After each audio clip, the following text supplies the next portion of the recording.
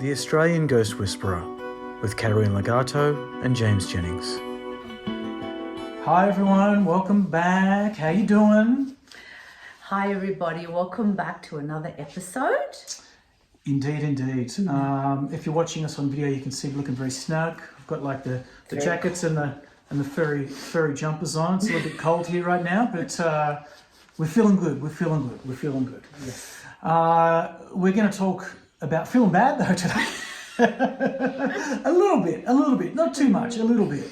Now, having a chat to Caterina off camera, she was saying that one of the most common issues that she hears from her clients who come to see her for healings and readings are people dealing with jealous friends, jealous relatives, jealous co-workers, just jealous people in general. So today we're going to talk about how and why that jealousy manifests, and also what you can do to protect yourself from it, because you want to protect yourself from that bull crap. Yeah.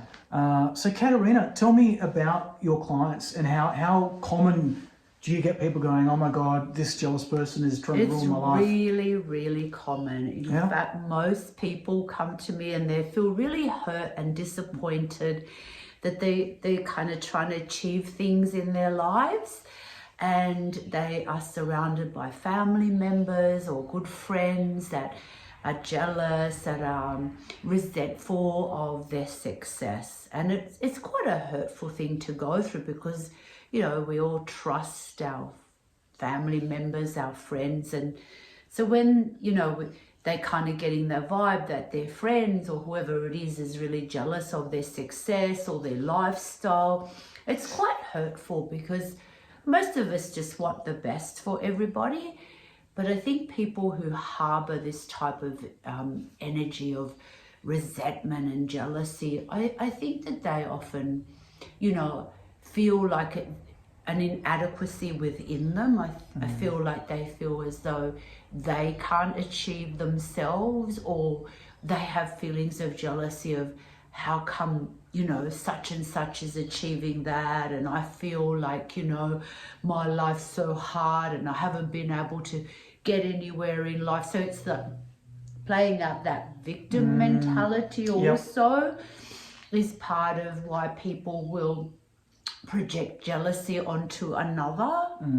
I also feel like sometimes people that have these emotions of jealousy, they try and latch on or cling on to certain people, family, friends, whatever it would be, and then they feel as though if that person is doing well in their lives, that they'll no longer be needed. Yeah. So, you know, that sense of loss or abandonment comes up in them, that insecurity of, you know, she's off or he's off doing something, and therefore they're not going to need me anymore. So people that, you know, feel these emotions of jealousy often feel, I think, have been abandoned as children or haven't felt supported and loved as children. So they tend to try and cling on to other people or certain family members in order to make them feel secure, give them a sense of belonging.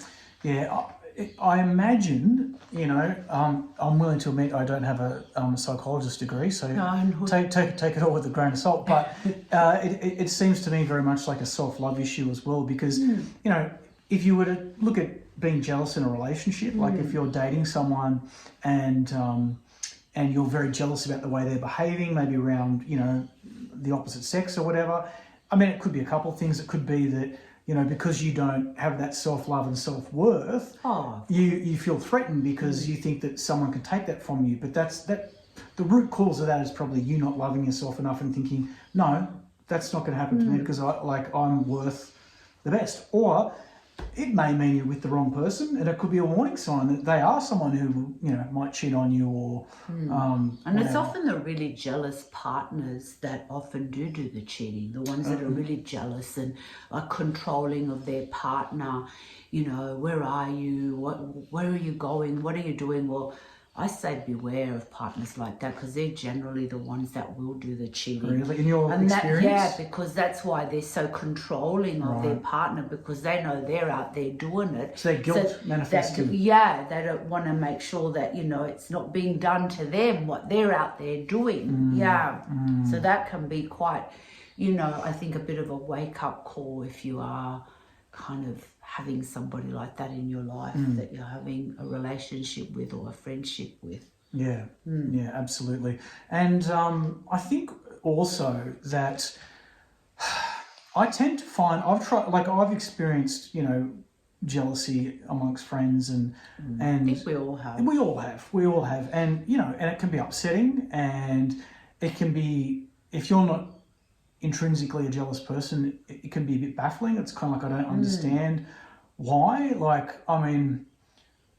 I have a general, I guess, attitude of support to my friends. It's I want to see the people I love win. I want to see them reach win. their highest potential. Yeah, and but some people don't feel that way, and I'm not even sure that they're aware of it or they think about it. But I think that sometimes when people push themselves out of their comfort zone, when they try and achieve things that are quote unquote outside of their box, like if you're trying to actually better yourself, then I think sometimes that triggers something in people, because look, I think deep down we all want to better ourselves. We all want to achieve our dreams.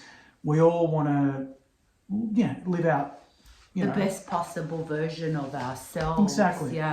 And when you attempt to do it, it can subconsciously act as a reminder to people that they're not doing it. That's right. And rather than have the self-awareness to go, wait a minute, the reason I'm feeling triggered is because I need to do this and I'm not, they actually just reflect it back to the other person, and it manifests as jealousy, because they're being triggered by you trying to, I don't know, express yourself, better yourself, achieve your goals. Like, it can just act as a reminder, but like that they know that they're not, and also act as a reminder that they need to do some inner work on themselves. I think that people that are feeling these feelings of jealousy or resentment towards others, and we're not saying this because we're judging anyone, but I think it's important to work through your issues, and a lot of these issues come from our own childhood. Perhaps you were raised with parents that were very competitive,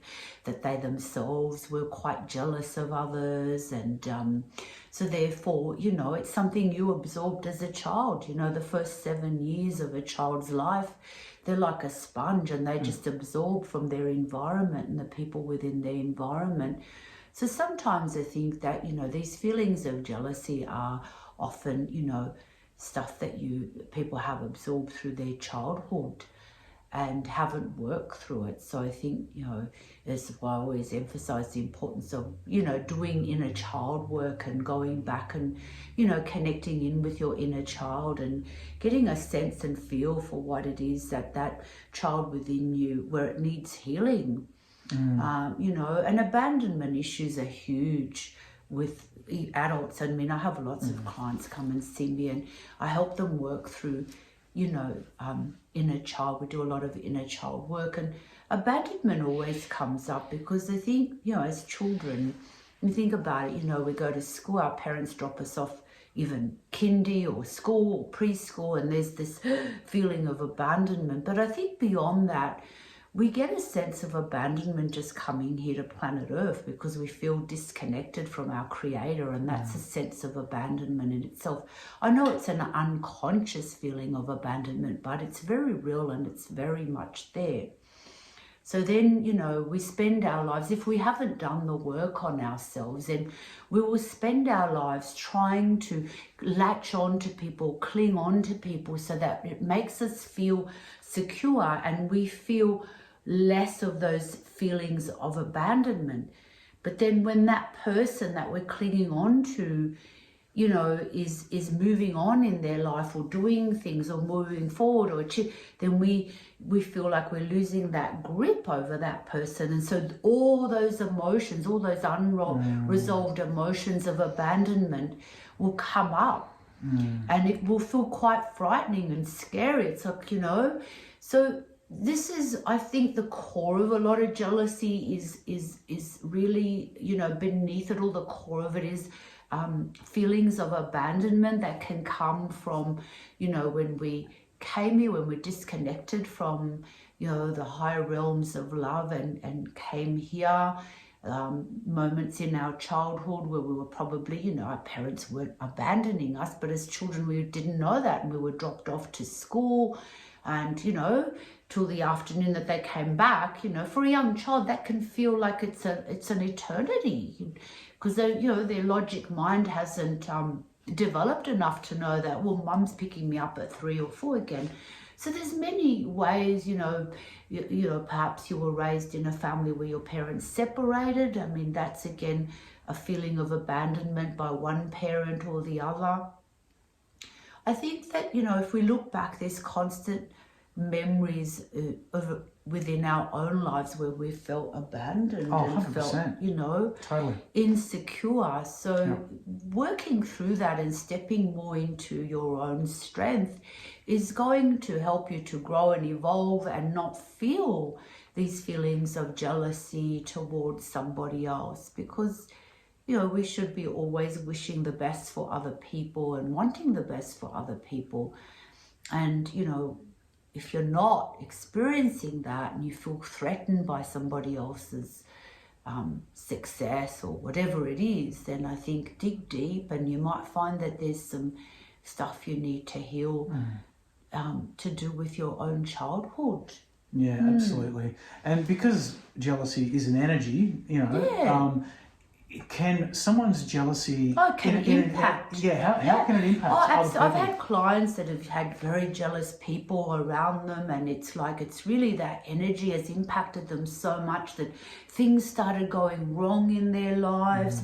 You know, they started having like bad energy coming into their homes. It started, you know, they've had car accidents, they've lost their job, or they had their bags pinched, or they've lost money, and it's like all for no reason. And they come in and they go, I just feel this person and that, but they've just been so jealous, and they keep projecting that energy. And when you project a negative energy onto someone enough times, it builds around that person that's unknowingly receiving this energy. And so then it disrupts their life in these ways.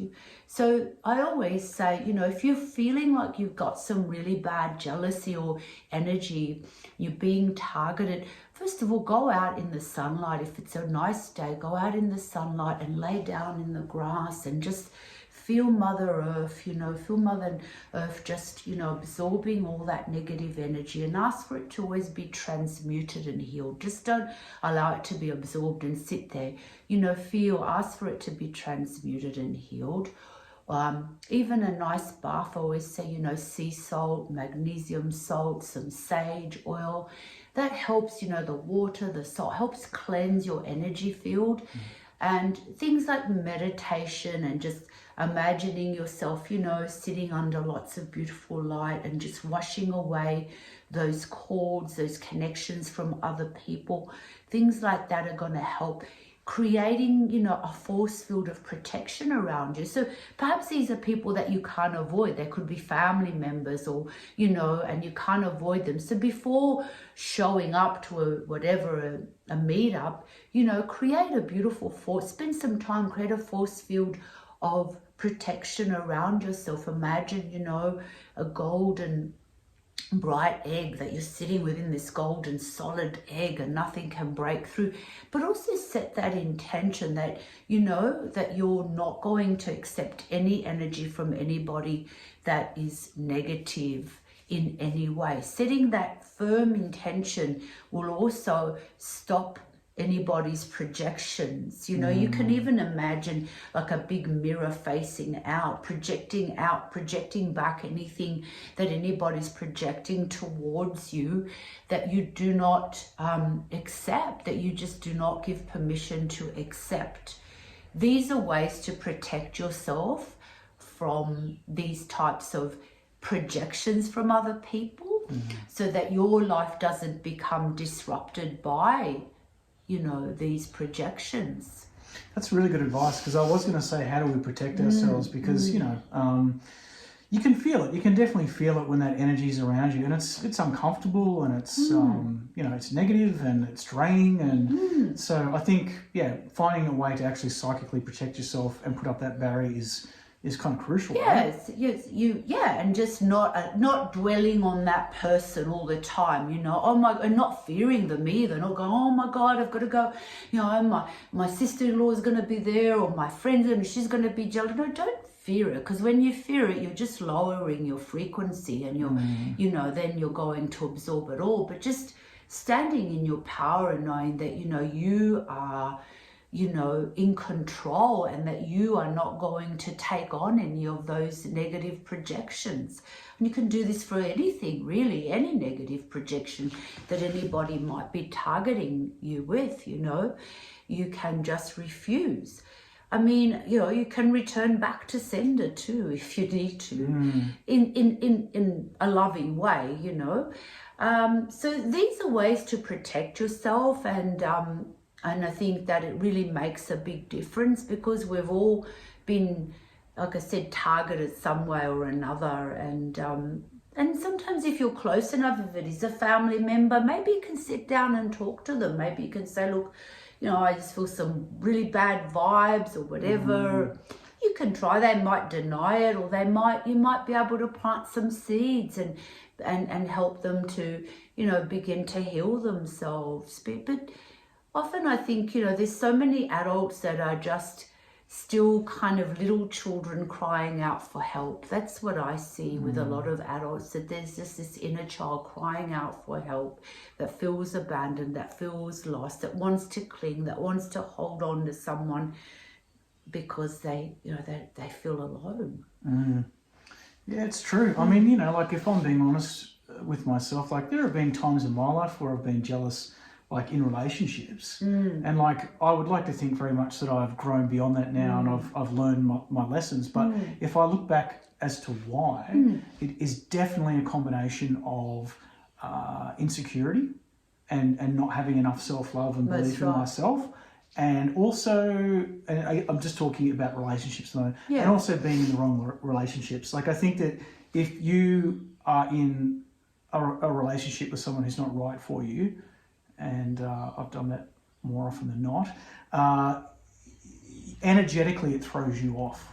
Yeah, of course. And you never feel settled, and you never feel safe, and it's because you shouldn't be in that relationship. So there's kind of like, to me, looking back, there's two sides to it. It's like, I shouldn't have been in that situation, which is no one's fault in particular. It's like, I willingly put myself there, but also, the self-love aspect of it as well.